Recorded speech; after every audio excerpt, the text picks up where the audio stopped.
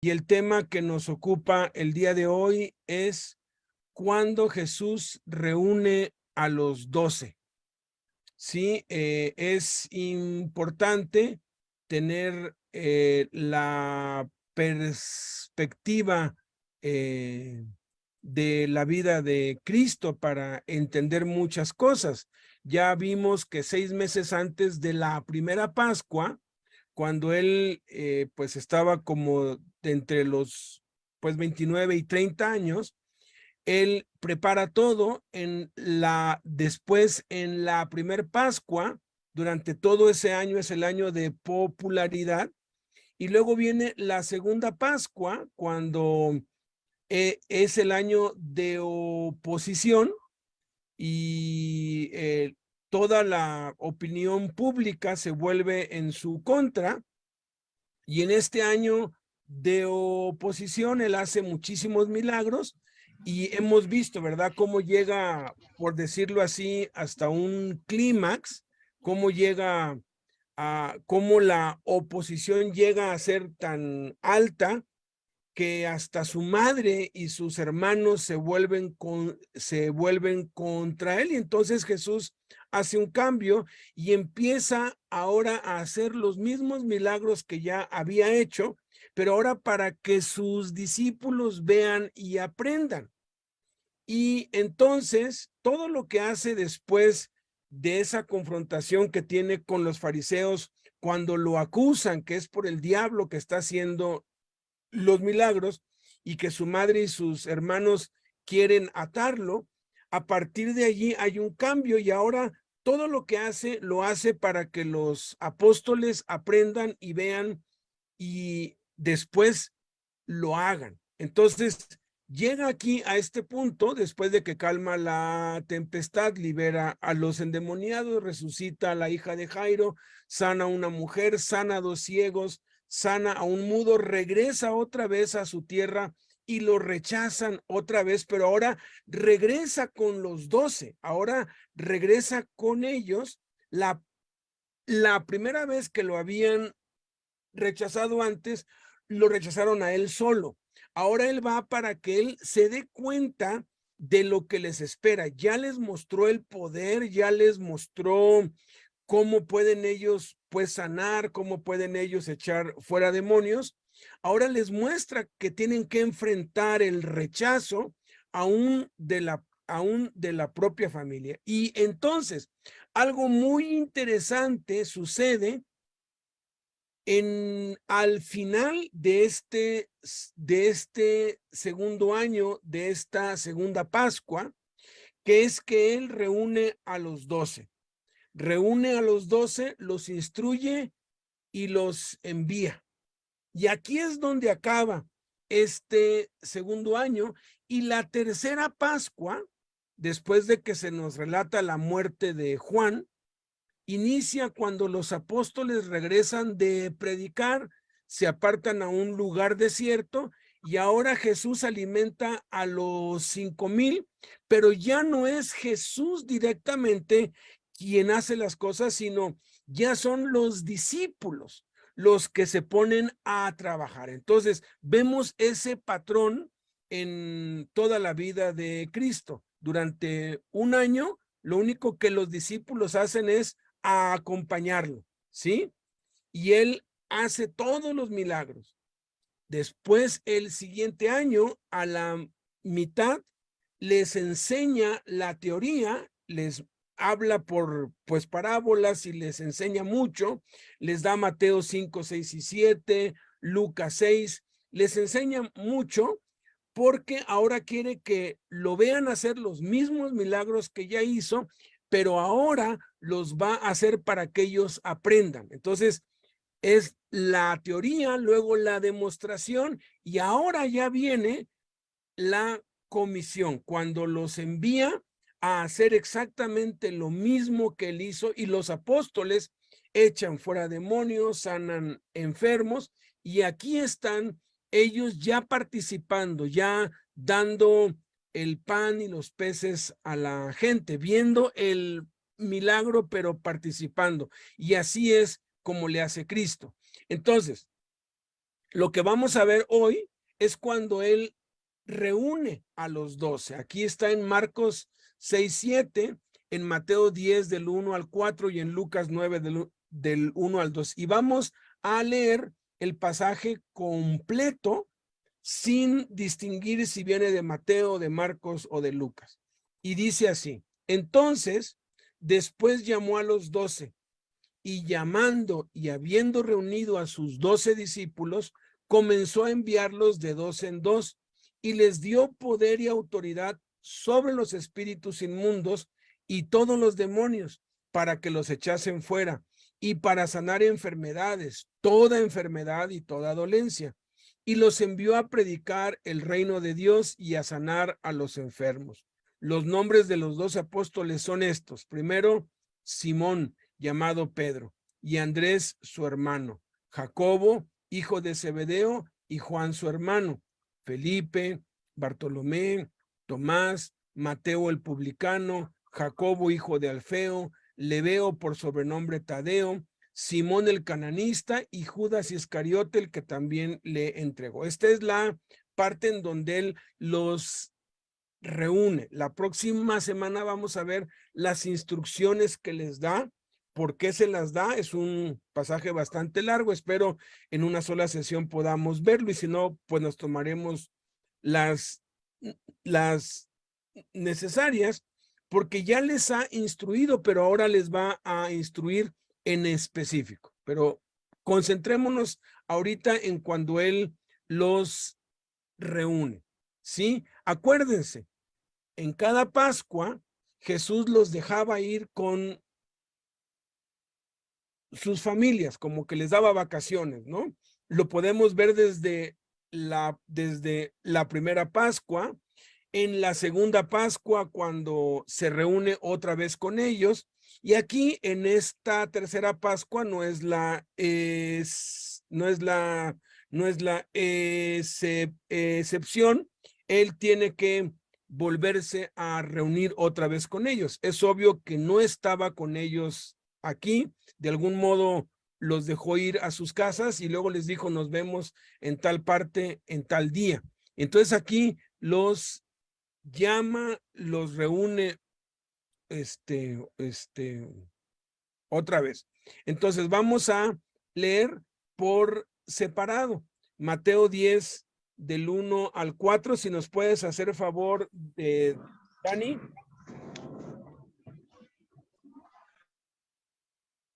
Se llama Daniel, se llama Santana desde la Torre 2. Mateo 10 del 1 al 4. Sí, Dani, ahí viene, denle un segundo, por favor. Ya, o entonces tú. Ya está. Ok. Sí, bueno. Mateo 10 del 1 al 4. Sí.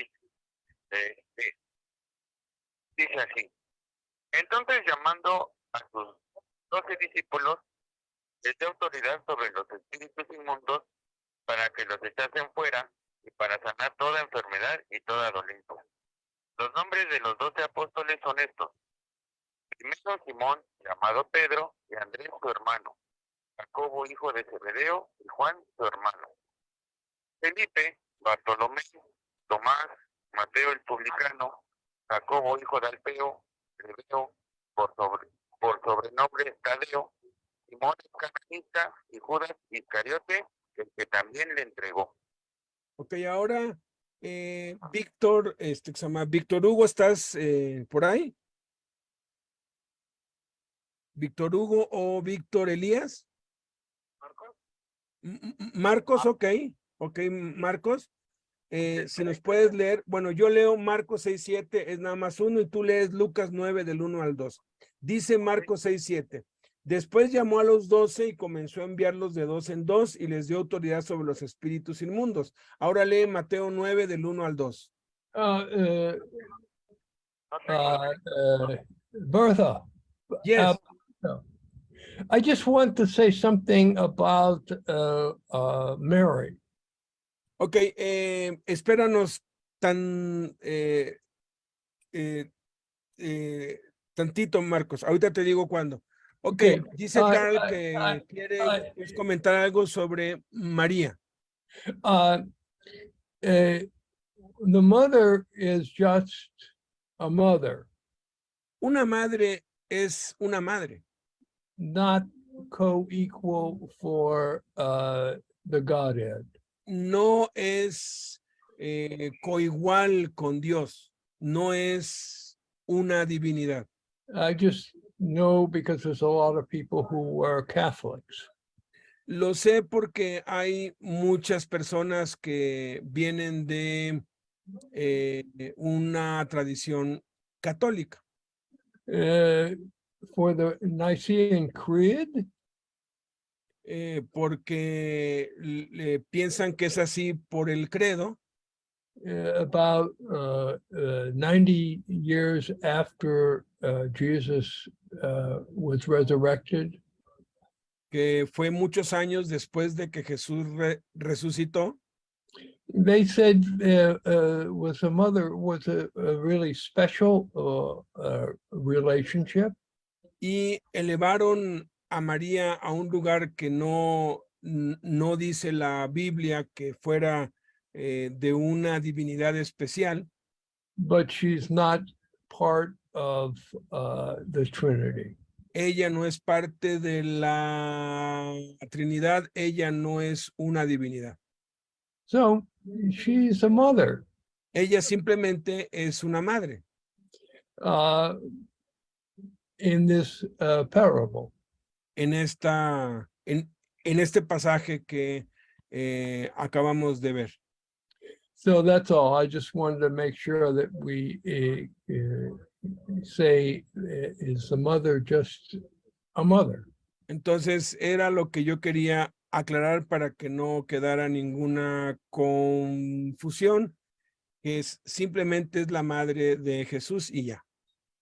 That's all. Thank Eso you. es todo. Thank you very much. Very good and important aclaration. Thank you. Okay. Thank you. Bye. Bye. Ok, entonces, ahora sí, Marcos, Lucas 9 del 1 al 2. Amén. Sí, hermano. Dice la palabra de Dios, habiendo reunido a sus 12 discípulos, les dio poder y autoridad sobre todos los demonios y para sanar enfermedades, y los envió a predicar el reino de Dios y a sanar a los enfermos. Ok, muchas gracias. Entonces, vamos ahora a juntar Mateo, Marcos y Lucas, y vamos a ir haciendo alguna pues observación de en dónde es que nos dice lo que nos dice. Entonces, eso lo menciona el Evangelio de Mateo. Entonces, es como un inicio que viene de una consecuencia. O sea, fui al restaurante, entonces comí, ¿no? O sea, es algo que haces después de algo que pasó. Ya lo habían rechazado. El pasaje anterior o el acontecimiento previo a esto es que él fue rechazado otra vez en su tierra, ¿no? Entonces, después de que fue rechazado, dice en Marcos, añade después, o sea, entonces y después son, podríamos decirlo así, un sinónimo que denota una acción posterior a una previa, ¿sí? Cada vez que somos rechazados, en vez de ir a lamentarnos y de ir a, pues, deprimirnos a solas y pobre de mí, nadie me quiere, bla, bla, bla, lo que tenemos que hacer es entrar en acción, porque significa que si hay persecución, si hay rechazo, si hay enojo en contra nuestra, quiere decir que estamos haciendo las cosas correctas y que estamos haciendo lo que Dios quiere, ¿sí? Preocúpate cuando no tengas persecución y rechazo de otros. Dice que llamó a los 12. En Marcos dice, llamó a los 12. pero Mateo añade la palabra llamando.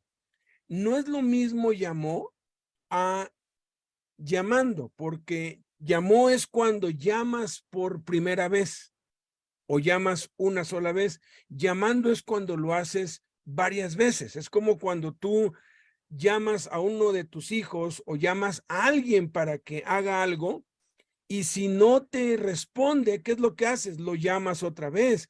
Y si no te responde, lo llamas otra vez. A mí me pasa mucho con mis hijos, que les llamo y les hablo y no me hacen caso. Pero es porque tienen los audífonos puestos, están oyendo música y no me... Entonces tengo que ir y tocarlos, se quitan los audífonos, le digo, hijo, te estoy llamando. Y me dicen, es que no te oigo. Bueno, muchos tienen los audífonos del mundo o tienen tantas distracciones que no escuchan cuando los llama. Entonces, llamando quiere decir que lo hizo más de una vez o hubo algunos que no atendieron a la primera, ¿no? Dice, y habiendo reunido, o sea, es algo que es una acción que le tomó algo de tiempo, por decirlo así, ya los reunió. Eso lo dice Lucas. Fíjense, Mateo dice que los llamó varias veces, Marcos dice que los llamó una, pero Lucas dice que él los reunió. Y luego Mateo y Lucas menciona ya no a los 12, sino a sus 12 discípulos, hablando en un sentido de posesión, eran propiedad de él. Luego dice Marcos, añade, comenzó a enviarlos de dos en dos. Y aquí es donde viene lo interesante. Solamente dos frases se repiten en Mateo, Marcos y Lucas. Les dio, está en Mateo, Marcos y Lucas, lo que implica que de todo lo que vamos a ver aquí, esta es una de las cosas más importantes, porque se repite en las tres. Dice Lucas poder, pero Mateo, Marcos y Lucas especifican autoridad sobre. Autoridad sobre. Mateo y Marcos dice los espíritus inmundos. Lucas dice y todos los demonios. Mateo especifica para qué, para que los echasen fuera. Pero también Mateo y Lucas nos muestran autoridad sobre qué, para sanar. Lucas dice enfermedades, habla en plural, pero Mateo especifica toda enfermedad y toda dolencia, ampliando el rango de las enfermedades. Lucas concluye así, y los envió a predicar el reino de Dios y a sanar enfermos, enfatizando lo que ya había dicho antes Mateo y Marcos. Solamente Mateo registra esto. Los nombres de los 12 apóstoles son estos. Recuerdan que ya habíamos leído esto, ya habíamos estudiado esto antes, cuando él los escoge, después de que los llama 3 veces, en el tercer llamado, Jesús los escoge de los más de 100 que los seguían a todos lados. Vemos que Jesús los escoge y menciona los nombres, los menciona tanto en Marcos como en Lucas y en Mateo, y aquí los menciona otra vez, pero aquí los menciona de nuevo cuando los envía, y es muy relevante, y ahorita en un rato vamos a ver por qué es muy relevante esto. Y menciona los nombres de cada uno de ellos. Dice primero Simón, y menciona su apodo, llamado Pedro, y Andrés su hermano, Jacobo, hijo de Zebedeo, y Juan su hermano. Recuerdan que en Marcos capítulo 3 les puso un apodo a Jacobo y a Juan. Aquí ya no está ese apodo, que eran los hijos del trueno. Luego sigue con Felipe, Bartolomé, Tomás, Mateo el publicano. Aquí lo especifica Jacobo, hijo de Alfeo, le veo por sobrenombre Tadeo, Simón el cananista y Judas Iscariote, el que también le entregó. Otra vez reafirma lo que ya había dicho en Marcos, solo que en Marcos 3, pues habla de Judas, el que le iba a entregar, y aquí está reafirmando el que le entregó. Ok, ¿qué aprendemos a Cristo aquí? Y hay ahora sí que 7 cosas que aprendemos a Cristo acá. La primer cosa que aprendemos a Cristo, y es algo maravilloso, es que Jesús nunca dejará de llamarnos para servirle. Jesús ha puesto sus ojos en ti y no va a quitar el dedo del renglón. Jesús nunca se va a desanimar de ti. Jesús nunca se va a decepcionar de ti. Jesús nunca se va a rendir ni contigo ni conmigo. Cuantas veces sean necesarias, Jesús te volverá a llamar una y otra y otra y otra y otra. Y cuantas veces sean necesarias, Él lo va a hacer. No importa cuántas veces te alejes de Cristo. Jesús te va a perseguir y te va a acercar y te va a llevar a callejones sin salida para que vuelvas a Él. Hace muchos años, yo ya tengo 39 años que Jesucristo me rescató. Si Dios quiere, el año que entra, pues ya cumplo 40 años de ser una criatura nueva. Tengo 59 años, voy a cumplir 60 el próximo año. A la edad de 20 años, Cristo vino y me rescató de la inmundicia en la que yo vivía. Como al año de que yo conocía a Cristo, me regalaron un libro. Lo he buscado en todos lados. No está ni en Amazon, no está en ningún lado. Yo no sé ese libro por qué no hay más ediciones. El que me lo regaló, pues lo intenté buscar para decirle, oye, ¿dónde encontraste ese libro? Porque quisiera transcribirlo y que ustedes lo lean. Es un libro corto. El título del libro es 70 veces y aún más. Así se llama, 70 veces y aún más. Y narra la vida de un delincuente en en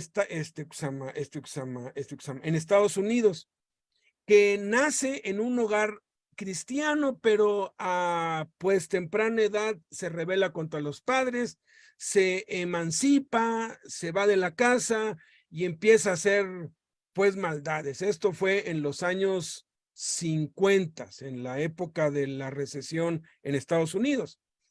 Y empieza a hacer maldades, a robar, y cae preso. Y cada vez que él cae preso, se acuerda de lo que le enseñaba su papá y su mamá, y le pide perdón a Dios y le pide otra oportunidad, y Dios se la da y sale libre.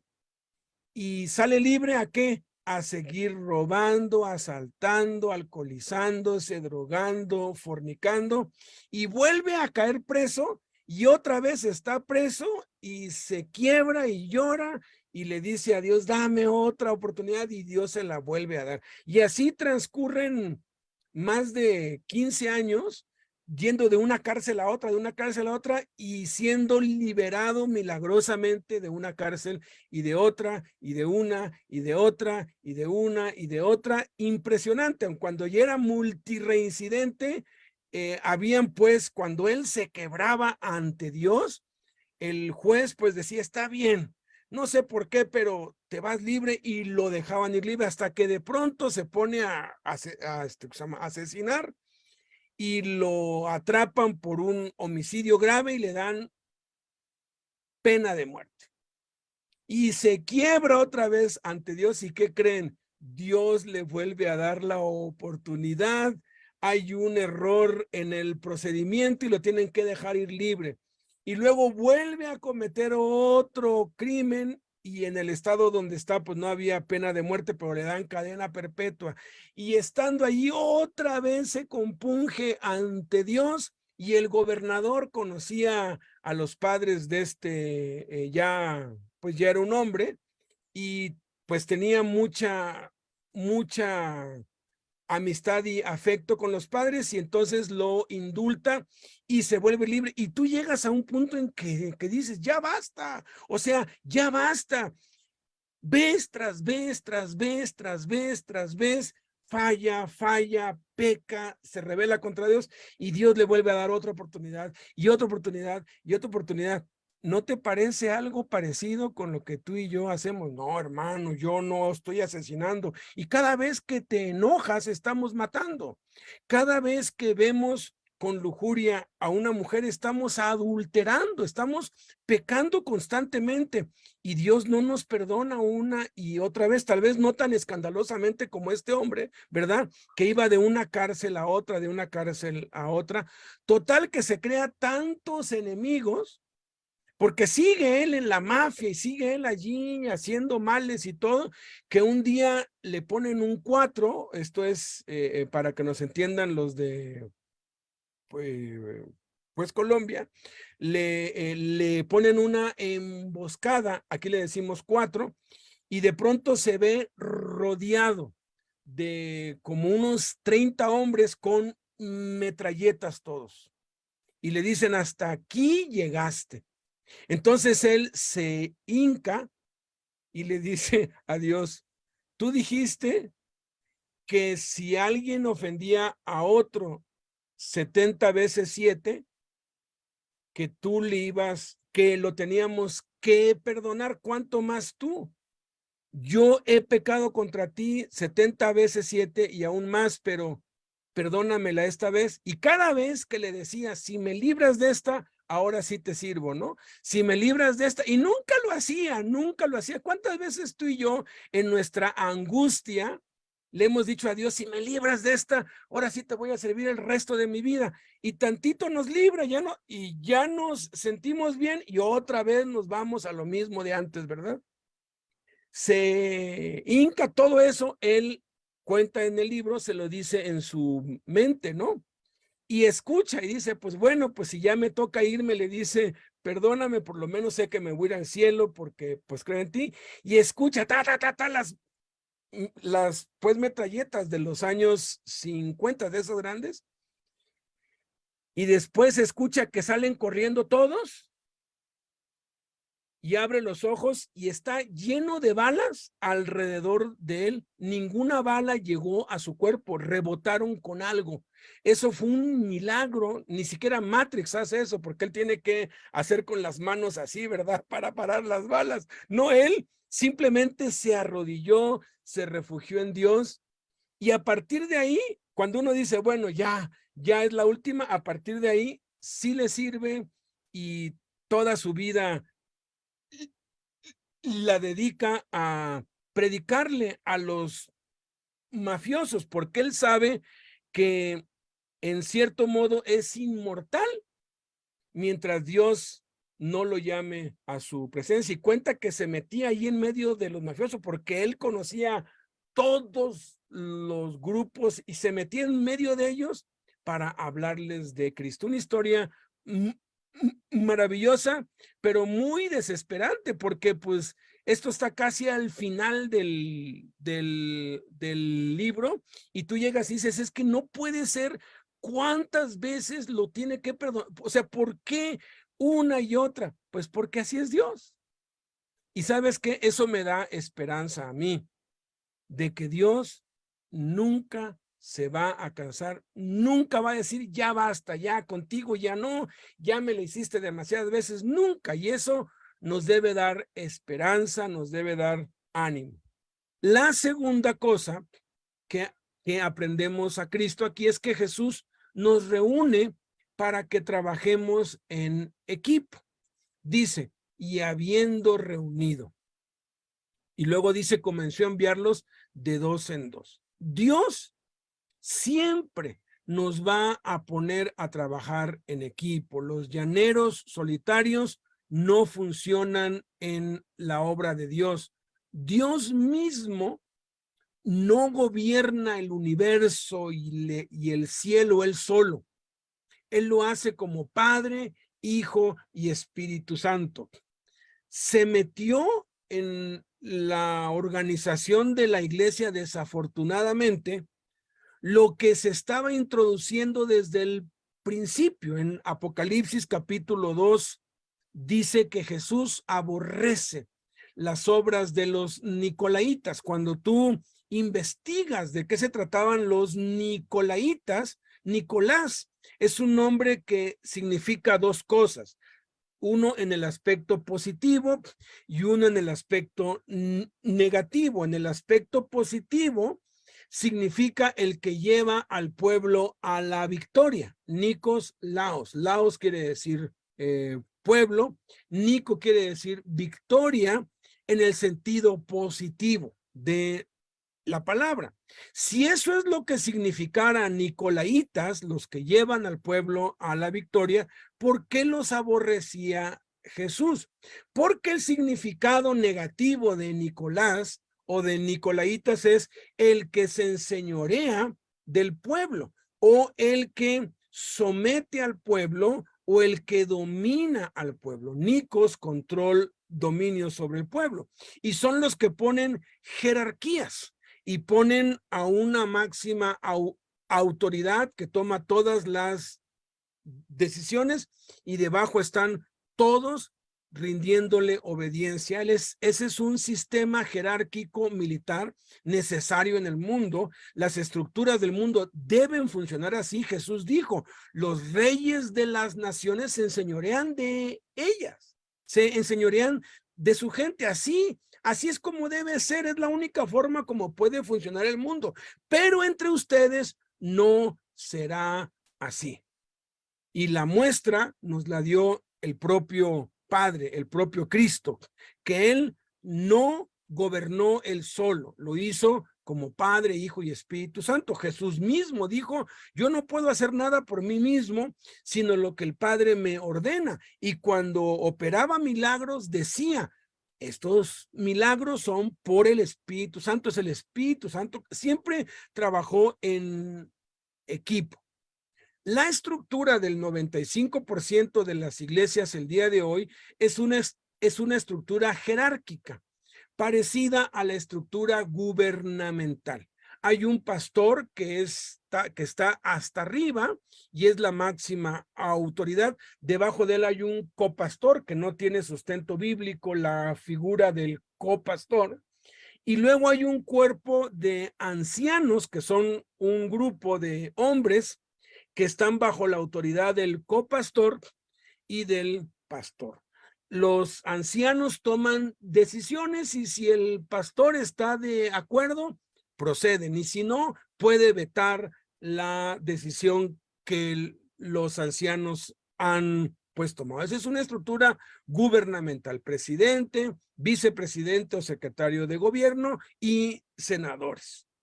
Y eso en la iglesia no funciona. La primera iglesia, la iglesia de Jerusalén, era pastoreada, gobernada por tres, Pedro, Jacobo y Juan, que eran columnas de la iglesia. Oye, pero es que Jesús le dijo a Pedro que él iba a ser el líder. Eso lo vamos a aclarar en el punto número 7. La iglesia de Antioquía, Bernabé fue solo, fue enviado por los apóstoles. Cuando ellos oyen que en Antioquía hay un mover impresionante, él va. ¿Por qué no regresó por más líderes? Porque había persecución. Estaban persiguiendo, mataron a espada a Jacobo, apresaron a Pedro en Hechos 12, o sea, pues Bernabé ya no contaba con el apoyo, no había la posibilidad que le enviaran a otro para que lo ayudara en la obra. Entonces él descendió a Tarso por Saulo y junto con él compartió el liderazgo y después levantaron a 3 líderes más y habían 5 líderes. La iglesia, de acuerdo al modelo que estableció Jesús, debe ser dirigida por 2 o más líderes. con la misma autoridad. Yo tengo aquí iglesia en casa. Yo empiezo solo, gano, bueno, es el Espíritu Santo que gana a las personas, las trae. Cuando las empiezo a discipular acá, les enseño liderazgo y luego los pongo en liderazgo juntamente conmigo. En Fundación Emanuel tenemos un liderazgo compartido. Si bien yo estoy en autoridad sobre otros, los otros están también en autoridad sobre mí porque estamos bajo la misma autoridad y nuestra máxima autoridad es Jesús. Él es la cabeza de la iglesia. La estructura bíblica de cualquier iglesia debe ser Jesús hasta el tope y debajo 2 o más líderes con el mismo nivel de autoridad, todos para tomar las decisiones sobre la iglesia, y eso es a lo que la Biblia llama ancianos. Los ancianos son la máxima autoridad que debe gobernar cualquier iglesia y deben tener diáconos que son los asistentes de los ancianos, pero deben haber 2, mínimo 2, máximo 5, ideal podrían ser 3, que era lo que la iglesia en Jerusalén tuvo. En el reclusorio oriente siempre han habido 3, 4, 5 líderes. En el sur, pues también en el norte, en la Penny. Fue una transición difícil, porque durante muchos años uno solo había ordenado y mandado y movido todo ahí, cuando de pronto les hicimos ver, no, es que mira, el modelo de Cristo es diferente, les costó mucho. A algunos todavía les cuesta soltar porque tener el poder se vuelve adictivo. Es un pecado terrible, pero de eso hablaremos otro día. El punto aquí es que si tú estás dirigiendo una iglesia o un ministerio solo, tienes que, de entre los que discipulas, tienes que levantar líderes y ponerlos en autoridad junto contigo. Igual, si empiezas un ministerio desde cero, pues empiezas solo, pero a medida que vas formando discípulos, tienes que ponerlos en autoridad. Eso es lo que hemos hecho. Cuando a mí me dicen, oye, ¿y tu pastor quién es? Le dije, tengo muchos. En el oriente tengo 5 pastores, en el sur tengo 3, en la Penny tengo 3, en el norte tengo 3. ¿Por qué? Porque ustedes saben.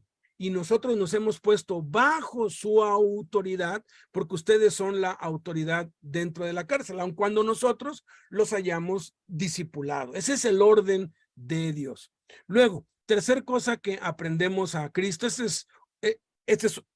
es otra verdad maravillosa también. Somos propiedad de Jesucristo y nunca dejaremos de aprender. Esas son las 2 cosas que nos dice esta pequeña frase. A sus 12 discípulos. Su propiedad. Empecemos viendo eso. Somos propiedad de Jesucristo. De hecho, Romanos capítulo 1 dice que nuestro llamado es a ser de Jesucristo. Somos llamados a ser de Jesucristo, a pertenecer a Jesucristo, porque Él nos compró con su propia sangre, fuimos comprados por precio, le pertenecemos a Él, somos propiedad de Dios por 3 causas, por 3 razones. La primera razón, somos propiedad de Él porque Él nos creó, Él fue el que nos hizo, Él fue el que nos vio en el vientre de nuestra madre.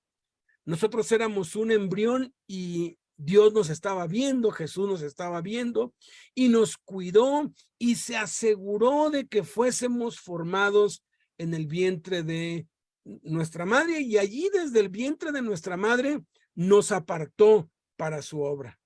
Cuando le plugo, en mi caso a los 20 años, nos llamó. Algunos los llamó a los 10 años, a otros a los 15, a otros a los 30, a los 40, pero fuimos escogidos desde antes de la fundación del mundo en el libro escrito, donde estaba escrito todo, el libro de la vida, y cuando fuimos concebidos en el vientre de nuestra madre, Él nos formó, nos cuidó, Él hizo crecer nuestros huesos, dice Eclesiastés, y por eso le pertenecemos, porque Él nos creó. Segundo, somos doblemente propiedad de Él porque Él nos redimió. Nosotros nos rebelamos contra Él, nos apartamos de Él, el pecado nos separó de Él, entonces Jesús vino y derramó su sangre y a precio de su sangre nos compró. Entonces somos doblemente propiedad de Él. Somos propiedad de Él porque Él nos hizo y somos propiedad de Él porque Él nos redimió. Pero tercera, somos propiedad de Él porque Él nos mantiene. Si tú compras un ave, un canario, o tienes un perro, un gato, o estás en el campo y tienes una vaca, pues es tu responsabilidad mantener con vida y mantener bien a la vaca. Si la vaca se enferma, pues es tu responsabilidad llevarla con el veterinario. Es tu responsabilidad el sostenimiento de la vaca, del perico, del gato, del perro, porque son tuyos, ¿sí? Así como los padres, cuando tenemos un hijo, pues es nuestra responsabilidad mantenerlos. Ten cuidado de algún día pensar, no, cuando mi hijo trabaje, me va a devolver todo lo que invertí en él. Estás equivocado totalmente. Tu hijo, tu hija no te debe nada. Ellos no pidieron nacer, nosotros los trajimos. No deben los hijos atesorar para los padres, sino los padres para los hijos. Ya cuando no nos podamos valer por nosotros mismos, pues ya si nos honran y nos mantienen, está bien, pero no nos debería preocupar. ¿Por qué? Porque tenemos un dueño y ese dueño se llama Jesús y es nuestro dueño porque Él nos mantiene. Entonces lo que menos nos debe preocupar es de qué voy a comer, de qué voy a vestir, de qué voy a vivir, porque mi dueño se va a hacer cargo de mí. Eso le corresponde a Él. A mí lo único que me toca hacer es obedecer. Y la mayoría de las veces lo que nos dice es trabaja. A veces nos dice que no, pero a veces nos dice que sí y tenemos que obedecer lo que nos diga. La segunda cosa que dice aquí en esta pequeña frase, sus 12 discípulos. Si bien era un grupo de 12, eran conocidos como los 12, los menciona como discípulos, aun cuando los llamó apóstoles. Apóstol no es un título, apóstol es una función, es un oficio, es un llamado. Hay 5 oficios o 5 llamados ministeriales, podríamos decir. Un solo ministerio, que es el de la reconciliación, y 5 llamados que deben hacer el ministerio de la reconciliación, de reconciliar a los hombres con Dios: apóstol, profeta, evangelista, pastor y maestro.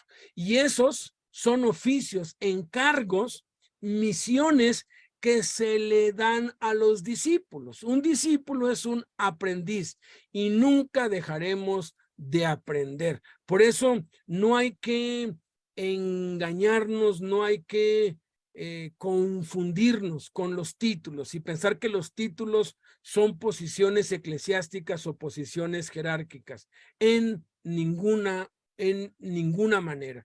Somos discípulos y siempre lo seremos. Y si nos vamos un poco más allá, ni siquiera podemos decir que somos útiles, porque Jesús dijo: cuando hayas hecho todo lo que te he mandado, di: siervos inútiles somos, porque lo que debimos hacer, hicimos. Solamente hicimos lo que se nos mandó. La verdad, nadie ha podido cumplir todo. Ni siquiera Pablo, al final de sus días, él dijo: no pretendo haberlo ya alcanzado. Él mismo reconoció que le hacía falta mucho. ¿Cuánto más nosotros? Nadie en la historia ha podido ni podrá igualar a Cristo. Aun cuando Cristo con mucha fe dijo: lo que yo hago ustedes harán y mayores. En algunas áreas posiblemente sí, ¿verdad? Porque Jesús nunca vino a México. Los que estamos en México podemos ir a donde no fue Jesús mientras estaba en vida, pero Él sigue en vida dentro de nosotros y Él sigue yendo por medio de nosotros y al final de cuentas Él es el que lo hace. Entonces siempre seremos aprendices, siempre tenemos que estar aprendiendo. De ahí el peligro de estar en la cúpula, porque la soberbia nos puede inundar, nos puede invadir y nos podemos creer que lo sabemos todo, y es cuando dejamos de aprender. ¿Por qué? Porque ya estamos en la cúpula. No, no debe ser así. Siempre debemos mantener una actitud humilde, una actitud de aprendiz, porque todos podemos y debemos aprender los unos de los otros. Todos, sin excepción, porque Dios no hace acepción de personas. Él a todos nos trata por igual, y todo aquel que se consagra, todo aquel que obedece, pues es llamado, es reclutado, es usado por Dios. Dios no nos usa por nuestra inteligencia, por nuestra cara linda. Si por eso fuera, no nos usaría a nadie, empezando conmigo. Dios no nos usa por nuestras habilidades, al contrario. Cuando reconocemos que no podemos y que no servimos y que no valemos, es cuando Dios nos empieza a usar, porque su poder se perfecciona en nuestra debilidad. Entonces, cuarta cosa que aprendemos a Cristo, ya la habíamos visto. De hecho, hemos visto esto en 3 o 4 episodios más de la vida de Cristo. Nada más voy a hacer algunas aclaraciones, agregar algunas cosas que no ha dado tiempo de ver cuando hemos explicado a fondo esto de echar fuera demonios. Ya lo hemos estudiado, el cómo, cómo nos dejó el Señor el modelo para que se haga, y que es algo a lo cual tenemos acceso. Todas estas señales seguirán a los que creen. En mi nombre echarán fuera demonios. La cuarta cosa que aprendemos a Cristo es que Jesús nos da poder y autoridad sobre los espíritus inmundos y todos los demonios. Dice, les dio. Eso lo dicen Mateo, Marcos y Lucas. Es algo que nos ha dado, es parte de nuestra herencia. Por eso Pablo oraba y decía que Dios les diera a los de Éfeso y a nosotros también espíritu de sabiduría y de revelación, en el conocimiento de Cristo, para que sepamos la herencia que hemos recibido, para que podamos ver lo que ya nos ha sido dado. Ese poder y autoridad nos ha sido dado desde el momento en que nosotros recibimos a Cristo. Es exactamente como el hijo de un rey. El hijo que nace de los lomos de un rey, pues es el heredero al reino. El hijo no tiene que hacer méritos para convertirse en rey. Por eso es que han habido tantos reyes tan malos, ¿verdad? Porque pues no los educan bien, y cuando llega la hora de que se muere el rey, pues el hijo es el que le sigue, y pues como sea, no importa si es un bandido, pues es el que es el rey. O no importa si es un niño, como el caso de reyes en Israel, que a los 8, a los 10, a los 12 años empezaban a ser reyes, eran apenas unos niños. No hay ninguna virtud, ningún esfuerzo, simple y sencillamente porque son hijos del rey, por línea de sangre, son herederos del reino. Pues es exactamente lo mismo que sucede con Jesús. Todos, cada uno de los que hemos recibido a Jesús, somos herederos de Dios y coherederos juntamente con Cristo. Cuando tú creíste en Jesús, lo recibiste en él y te bautizaste como una demostración de que habías creído en Cristo, tú recibiste la herencia. Solamente que un niño, cuando nace un rey, no tiene ni idea. No sabe por qué es niño. Y a medida que crece, está bajo el cuidado de tutores y curadores, como dice Gálatas 4. Mientras el heredero es niño, en nada se diferencia del esclavo. ¿Por qué? Porque no es consciente, no sabe, no tiene ni idea de lo que ha recibido. Pero eso no invalida que le pertenezca el reino. Dice, pero a medida que crece, hasta el tiempo señalado por el Padre, entonces recibe la herencia. De igual modo, mientras estemos en niñez espiritual, no vamos a entender lo que hemos recibido de partes, pero es algo que ya nos fue dado. Algunos como que quieren, oye, pues ponme manos para que me pases la unción, ¿no? Cuando me lo han dicho, yo les he dicho, oye, ya recibiste a Cristo, pues ya tienes al ungido, ya el ungido está dentro de ti. ¿Por qué estás queriendo que yo o alguien más te ponga manos y te pase la unción, te pase algo que ya tienes? Es como si el hijo del rey va con un príncipe y le dice, oye, proclámame rey. Pues no te tengo que proclamar rey porque ya lo eres. O sea, en cuanto el papá muera, ya lo eres. Jesús ya murió, ya heredamos. Lo maravilloso es que él murió para que pudiésemos heredar legalmente y resucitó para poder compartir la herencia con nosotros. ¡Qué maravilloso plan! Nos dio dos cosas, poder y autoridad sobre los espíritus inmundos y todos los demonios. Poder y autoridad. La autoridad viene de la investidura de lo que eres. El poder viene de la fuerza. El mejor ejemplo de esto es un soldado o un policía. El uniforme, la placa que traen, que les fue dada porque pasaron por un entrenamiento y aprobaron y fueron calificados, les da la autoridad. Tienen autoridad, ¿por qué? Porque son miembros del ejército, son miembros de la policía. Su uniforme les da la autoridad. Cuando un policía o un militar te dicen deténgase, la mayoría nos detenemos. ¿Por qué? Porque sabemos que son la autoridad. La autoridad la ejercen con su boca, simplemente dan órdenes. Ahora, cuando las órdenes son desobedecidas, el militar le da la orden deténgase y no se detiene, ¿qué es lo que el militar o el policía hacen? Recurren a la fuerza, recurren a las armas. Sacan el arma y le dice, le repito, se detiene o disparo, y puede ser que suelten un disparo al aire o al piso para demostrarle que no están vacilando, pues, ¿no? El poder se ejerce con la fuerza. Alguien que nada más tiene el poder, que tiene un arma, pero no tiene la autoridad, es ilegítimo.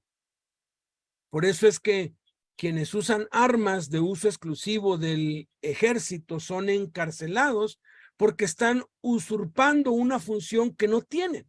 No tienen la autoridad. Y hay muchos que tienen el poder, pero no son hijos de Dios. Han aprendido a usar la palabra de Dios y la usan para sus propios fines y se benefician de ella. Por eso es que en el día del fin, dice Cristo, muchos me dirán, en tu nombre echamos fuera demonios, en tu nombre hicimos muchos milagros, en tu nombre profetizamos. ¿Y qué les dirá Cristo? Apártense de mí, nunca los conocí, porque tenían el poder, pero no tenían la autoridad. Y la autoridad viene de ser hijos, de ser propiedad de Cristo. Y luego menciona espíritus inmundos y demonios porque son distintas clases. El imperio del diablo va por jerarquías. La más alta, pues es él, es un querubín pues caído, pero después de él vienen principados, luego potestades, luego gobernadores de las tinieblas, luego huestes espirituales de maldad, luego espíritus inmundos y luego pues demonios.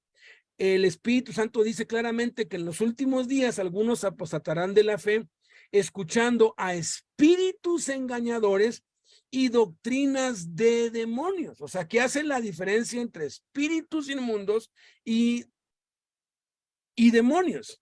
Los demonios normalmente tienen toda una filosofía de maldad, de abominación, toda una ideología, digámosla así, como la llaman hoy, ¿no? La ideología de género.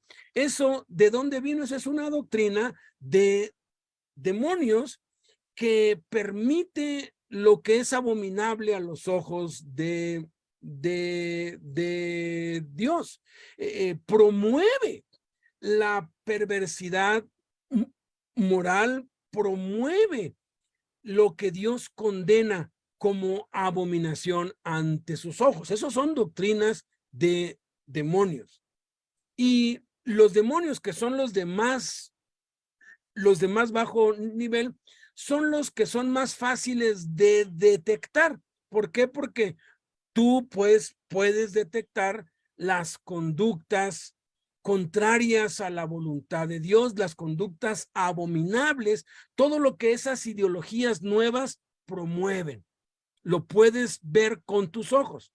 Pero los espíritus inmundos hacen cosas a veces que no son grotescas o que parecen buenas, porque dice engañarán, dice espíritus engañadores, engañan, o sea, hacen creer a las personas que lo que hacen está bueno, y ahí entran los testigos de Jehová, los mormones, los católicos, los santeros y un montón que hacen cosas que ellos están en su mente convencidos de que ellos están bien, de que no es nada malo lo que ellos hacen. Y ellos creen que están haciendo el bien cuando en realidad están haciendo el mal. Ese es un engaño. Y eso es difícil de detectar. Y a veces queremos nosotros ayudar a los que están metidos en esas cosas con argumentos de lógica, sin discernir que detrás de eso hay espíritus inmundos y hay demonios, y tenemos que ejercer la autoridad sobre ellos. ¿Ha sido afectado alguno de tus seres queridos o conocidos por la ideología de género? Ni siquiera se mencionaba eso cuando hace muchos años una abuela muy quebrantada abrió su corazón conmigo, ni siquiera estaba casado yo, y me dijo que su nieta vivía con una mujer bajo su mismo techo, que había llevado a su amiga a la casa, pero que ya vivían allí y que ella pues se había dado cuenta y las descubrió en el acto pues sexual a las dos. Y la hija pues ya se le había dicho, y sí, ¿y qué? ¿No? O sea, ya, ¿y qué? Así soy, ¿no? Y que había orado mucho por ella y que pues le daba muchísima tristeza porque se había pues salido de la casa de los padres para venirse con ella porque ya no aguantaba la situación con los padres. Y pues la abuela, como toda buena abuela, dijo, no, pues yo te cuido, pero cuando se dio cuenta lo había usado como pretexto para poder hacer lo que estaba haciendo. Yo todavía no estaba tan pues entendido acerca de estas cosas. Le dije, no, pues vamos a orar por ella, vamos a ayunar por ella, vamos a pedirle a Dios. Y pasaron años, y la cosa iba de mal en peor, porque cada vez era más evidente y más visible, hasta que de pronto, pues, Dios nos abre los ojos y nos muestra que detrás de eso hay espíritus inmundos, engañadores y doctrinas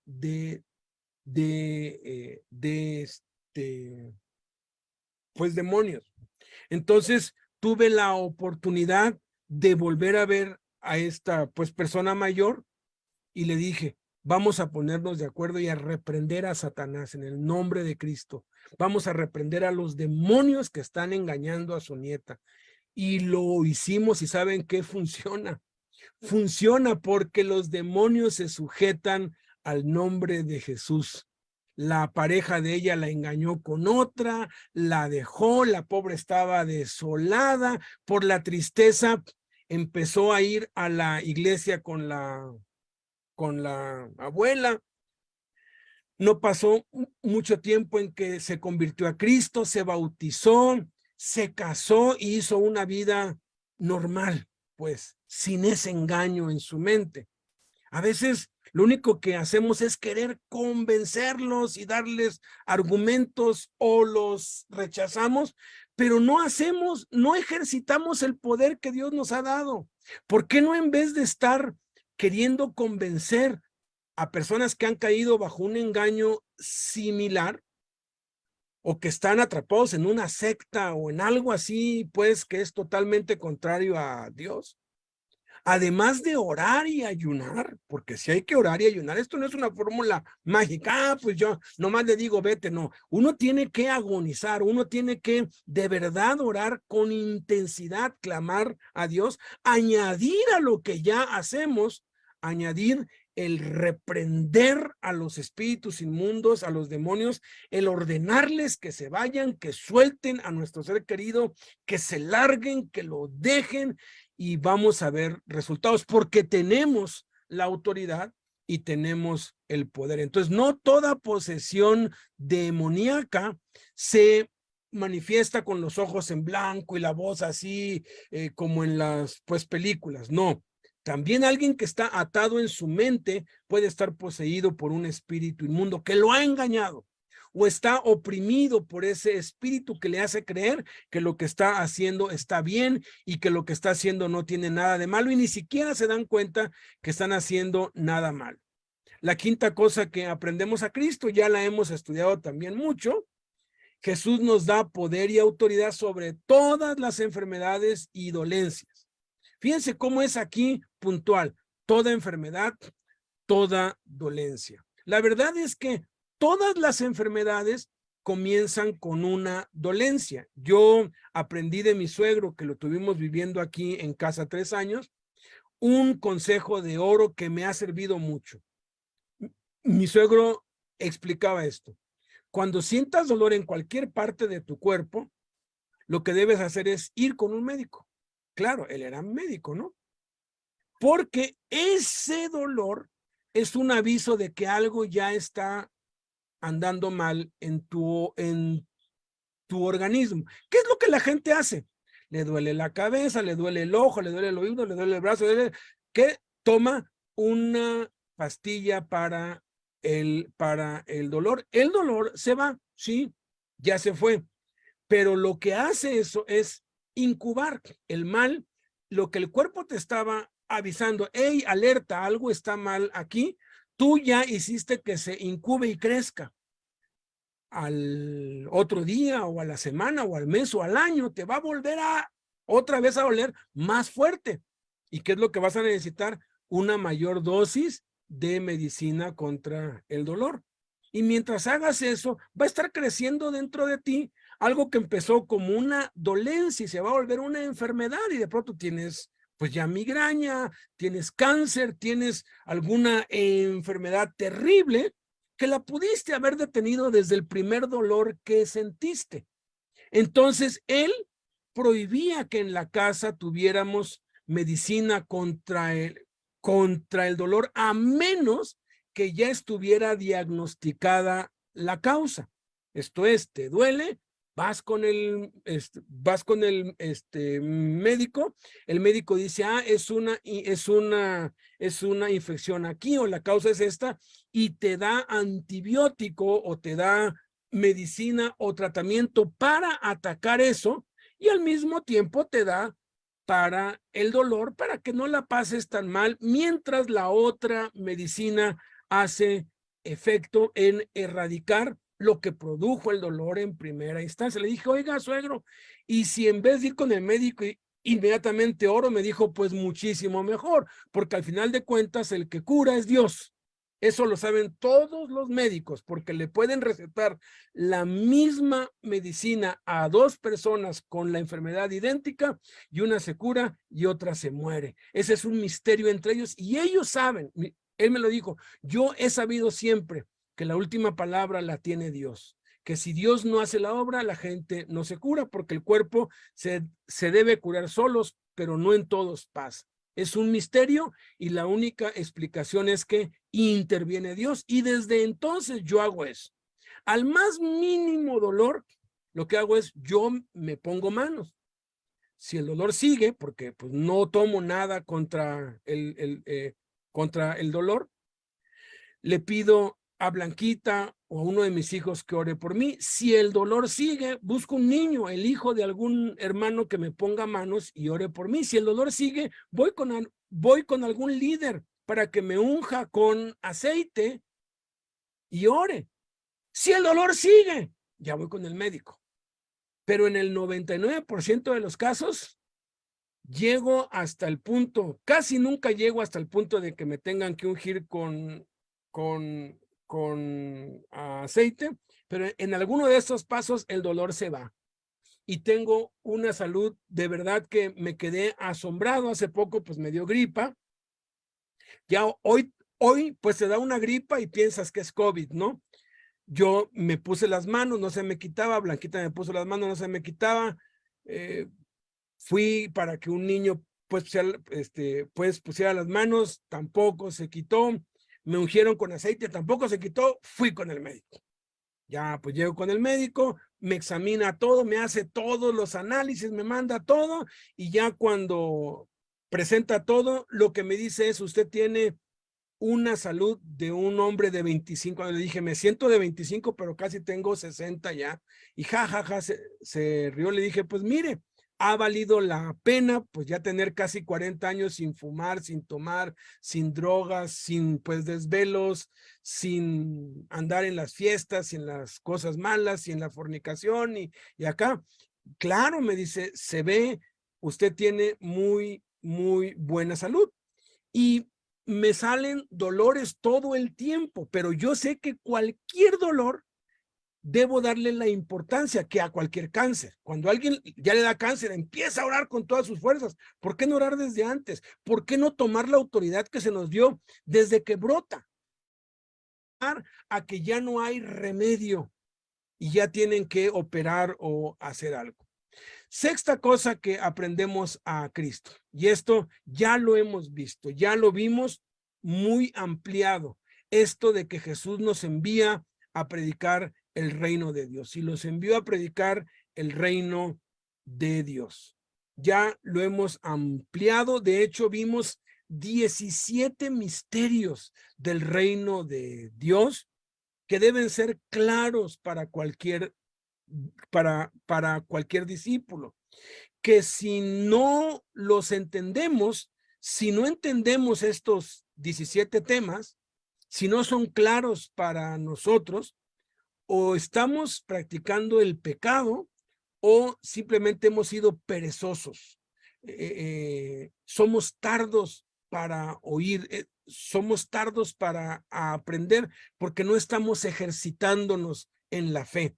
Simplemente estamos pasivos y no estamos compartiendo nuestra fe con otros. Pero cuando estamos activos, cuando estamos ejercitados, como dice Hebreos, los que reciben alimento sólido son los que han ejercitado sus sentidos en el uso del bien y del mal. O sea, los que estamos en la obra, los que estamos activos, hablando de Cristo a otros, enseñando, a la misma vez aprendiendo, porque todos estamos aprendiendo, todos tenemos que seguir aprendiendo, y lo que aprendemos lo tenemos que dar. Y noten, aquí dice predicar el reino de Dios, no dice predicar la gracia de Dios. El evangelio tiene dos caras. Tiene la cara de la gracia, el evangelio de la gracia, y tiene la otra cara es el reino de Dios. Hay en el Nuevo Testamento estos dos vocablos: el evangelio de la gracia y el evangelio del reino. El evangelio de la gracia es para los perdidos, para los que no conocen a Cristo, para los que no conocen la Biblia, para los que están en oscuridad, en tinieblas, para los que no tienen ni la más mínima idea. En la Biblia los llamaban gentiles. Jesús no los está enviando aquí a los gentiles. Jesús los está enviando aquí a los judíos. Los judíos conocían la palabra de Dios. Los judíos conocían las profecías. Los judíos estaban esperando al Mesías, pero ellos no se arrepentían. No se habían vuelto a Dios, habían endurecido sus corazones. El evangelio de la gracia llama al pecador a venir a Cristo y no tiene que hacer nada. En el evangelio de la gracia, el hombre no tiene que hacer nada. Somos salvos por fe y nada más por fe. Por gracia somos salvos por medio de la fe, no por obras para que nadie se gloríe. No tenemos que hacer nada, solamente creer, recibir y disfrutar el beneficio de que la culpa se nos quita, de que la tristeza se nos va, el odio se nos disipa, nuestra alma es pues confortada, nuestro cuerpo es muchas veces sanado, hay muchos beneficios y no tenemos que hacer nada, solamente dejarnos consentir, por decirlo así, como cuando un bebé nace en una familia, ¿verdad? Todos lo llenan de regalos y de atenciones y que no le dé ni el aire y todo el mundo está allí consintiendo a ese nuevo miembro de la familia y es lógico, vaya, es algo que debe ser así, ¿no? Qué alegría traer un niño al mundo y que es de tu sangre y bueno, es una experiencia increíble. Espero no tardar mucho para experimentarla. Lo he experimentado espiritualmente. Dios me ha concedido igual no ganarlos para Cristo, pero sí participar en su crecimiento espiritual y luego ver cómo ellos ganan a otros para Cristo, que los consideran sus papás espirituales y luego me consideran a mí el abuelo espiritual porque soy papá del papá, ¿verdad? Y la verdad es un gozo, es una dicha indescriptible cuando tú ves el fruto de tu trabajo en algunos, cuando ellos a su vez ganan a otros. Eso es algo indescriptible. Quienes son abuelos, quienes han tenido nietos, pues me han dicho que eso se multiplica por 10 cuando tienes un nieto de tu propia sangre. La sangre es poderosísima y es algo pues que uno hace, consciente a los nietos y así es. Acuérdate, cuando tú llegaste con Dios, todo lo que le pedías te lo daba, todo lo que le pedías te lo daba y parecía que eras, es más, todos nos hemos llegado a sentir el consentido de Dios. No, a mí Dios me consiente, a mí Dios, pero cuando los niños empiezan a crecer, pues tienes que ir dándoles responsabilidades, tienes que ir pidiéndoles que hagan cosas. Una de las primeras cosas que es muy difícil es cuando dejan el biberón, ¿no? Tienes que escondérselos, tienes que hacer algo para que ya no tomen del biberón, sino tomen con el vaso. Al niño no le gusta, quiere seguir con el biberón. Entonces ya empiezan las responsabilidades. Ya tienes que obligarlos literalmente a que dejen el pañal, a que hagan del baño por ellos mismos. Ya tienes que procurar que coman por ellos mismos, ya no tú darles en la boca, sino que ellos empiecen a comer por ellos mismos y que ellos empiecen a hacerse responsables, que ellos empiecen a crecer.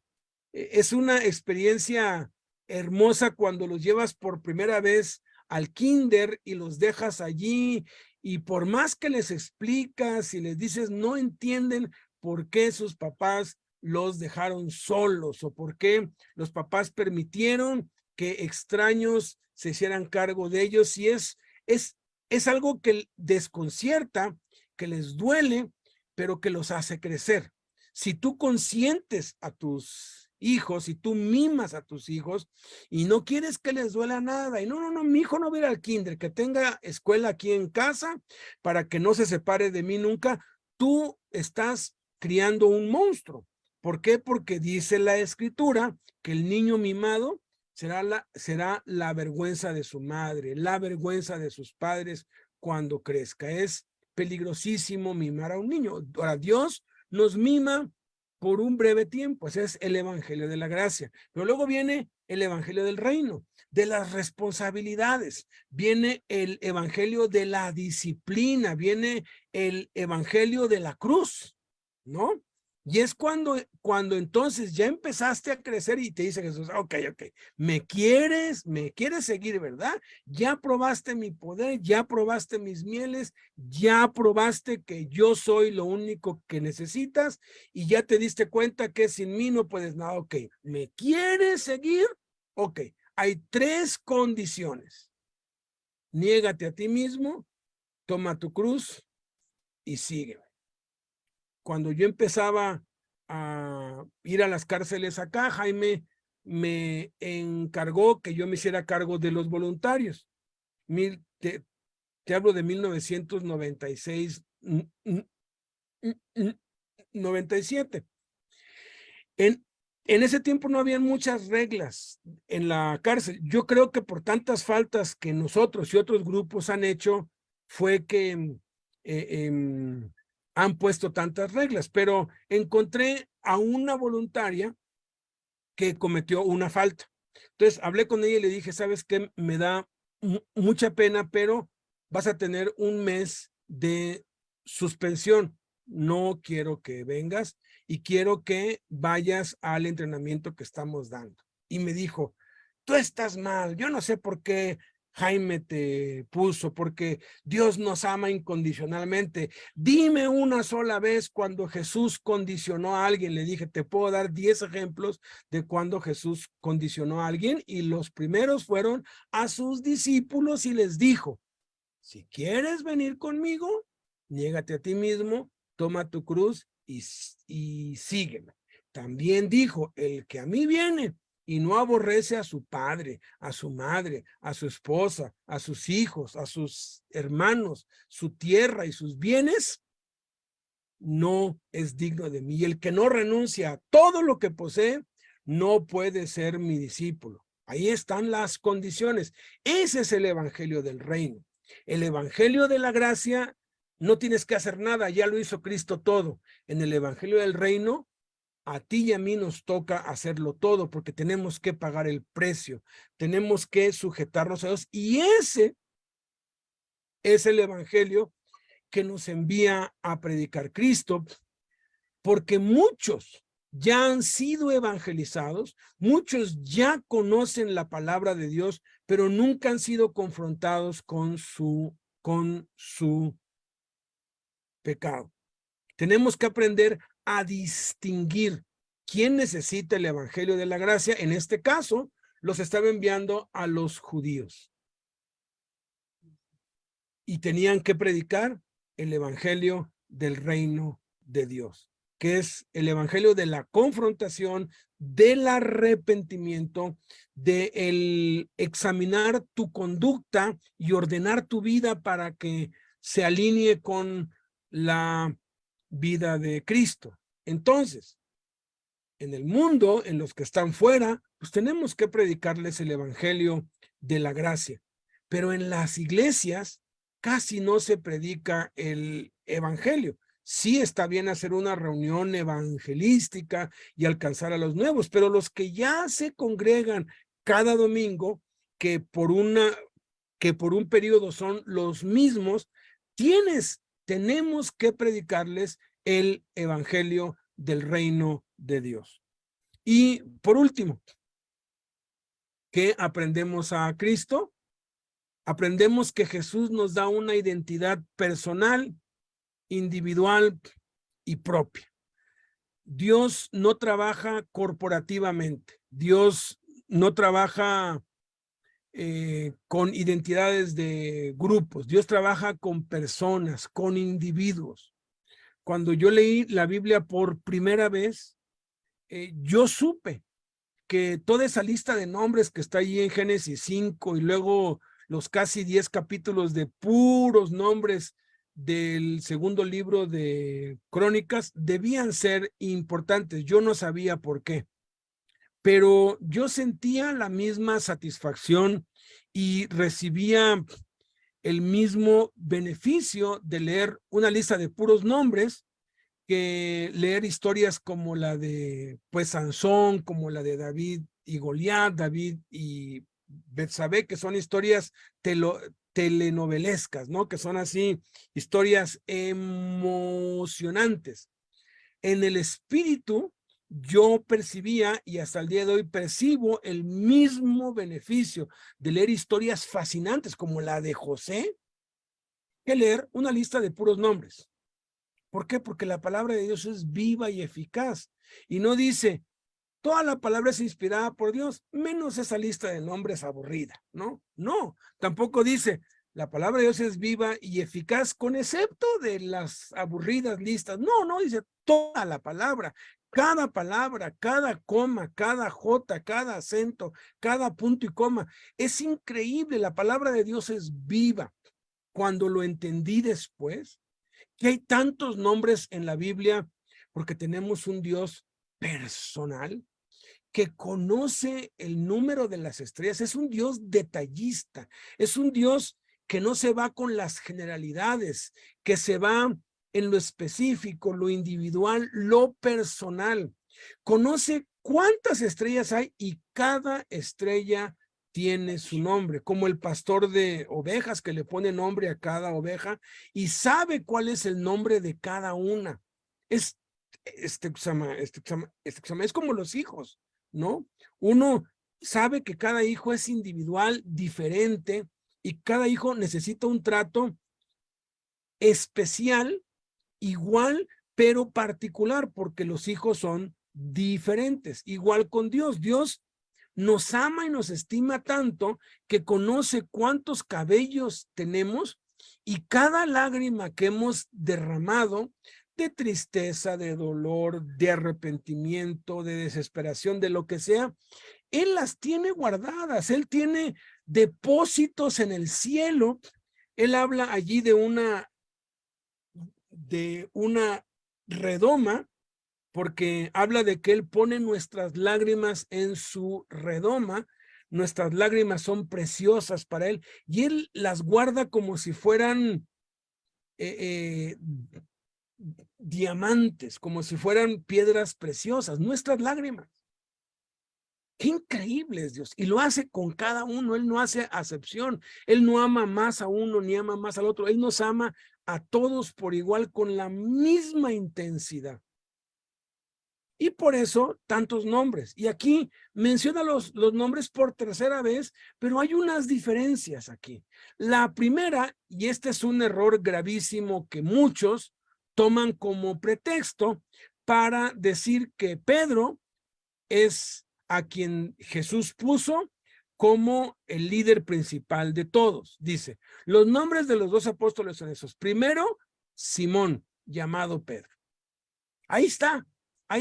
El más importante es, pues, Simón. A ver, hay que ir al contexto. Y aparte de ir al contexto, a la enseñanza general de las Escrituras. Si Pedro fuera el líder principal, ¿por qué en la iglesia de Jerusalén no estaba como el prominente? Porque cuando se mencionan nombres, se menciona en cierto modo del más sobresaliente al menos, y eran Jacobo, Cefas, que es el nombre de Pedro. Cefas es Pedro, pero Pedro es un vocablo en griego, y en arameo Cefas quiere decir piedra, así es como se dice, Cefas. Y Juan. En tercer lugar estaba Juan, en medio estaba Pedro. ¿Por qué no Pedro era la cabeza principal? Cuando se hizo el concilio en Hechos capítulo 15, esa discusión acalorada de si los gentiles debíamos guardar la ley y circuncidarnos y guardar el sábado y todo eso, Pedro se puso en pie y les dijo, ¿saben qué? Miren, ni nosotros, y dio un discurso, pero avasallador. Pero la discusión siguió, y al último se puso de pie Jacobo y tomó la batuta de todo, y fue Jacobo el que dijo, ha parecido bien al Espíritu Santo y a nosotros. Entonces, históricamente, no podemos asegurar que aquí diga que Simón es el principal de los líderes, porque no sucedió así en el libro de los Hechos. Entonces, ¿por qué dice aquí primero Simón? Bueno, en el contexto dice que los llamó y luego los estuvo llamando. Es como cuando tú llamas a uno de tus hijos y no te contesta, lo llamas muchas veces. Pero a veces llamas a uno de tus hijos y inmediatamente viene. Bueno, de todos los que llamó, el primero que vino fue Simón. Además, cuando analizamos la palabra en griego para primero, la palabra primero tiene tres significados en griego. Una es principal, o sea, el primer lugar, la medalla de oro, el más importante, ¿no? Pero también tiene el significado segundo, que tiene que ver con el primogénito o el que empezó con algo. Por ejemplo, el pionero, el primero en pues vender tacos, el primero en vender pizza, el primero en organizar esto o algo, aquel que inicia algo nuevo. Y el tercer significado, que es el que se aplica acá, es el primero en responder. Como cuando en el radio dicen, el primero que llame en los próximos 5 minutos le vamos a dar el boleto para el concierto y todo el mundo está llamando, y la primera llamada que entra, esa es la que gana. Esa es la palabra que dice aquí. No está diciendo aquí que el más importante es Simón. Oiga, hermano, pero ¿no se ha dado cuenta que allí en Mateo 16 Jesús le dijo que sobre él edificaría la iglesia? No es lo que dice. Lee bien. Después de que Pedro, por revelación del Espíritu Santo, le dice que él es el Hijo de Dios, que él es el Cristo, Jesús le dice, bienaventurado eres Simón, hijo de Jonás. Fíjate que aquí ya no le dice Simón, hijo de Jonás, como aparece en las otras listas.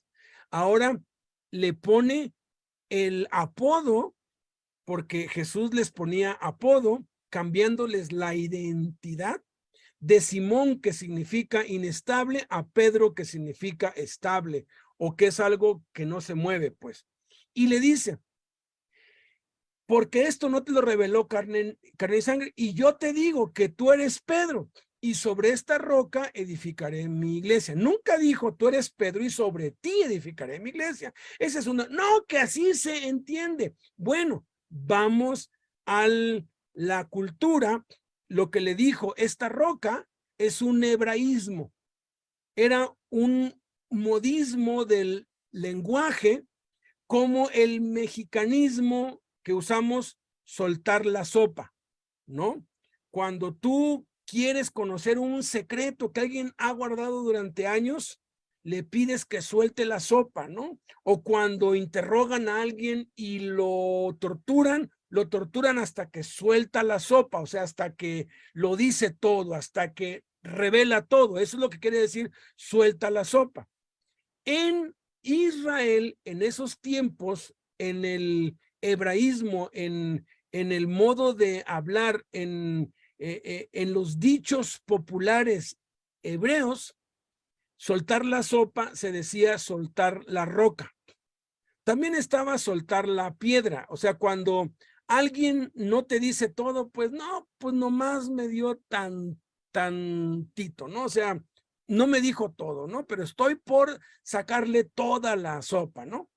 Igual, aquí cuando alguien confesaba todo, entonces soltaba la roca. La palabra piedra se refiere a una piedra, pues, pequeña, y la palabra roca se refiere a una piedra muy grande que casi pareciera como un cerro. Habían piedras y aún hay piedras en Israel así. Nos dice que estaban en Cesarea de Filipos y allí es característico de Cesarea de Filipos que hay muchas rocas grandísimas, de veras parecen montes, pero son piedras gigantes.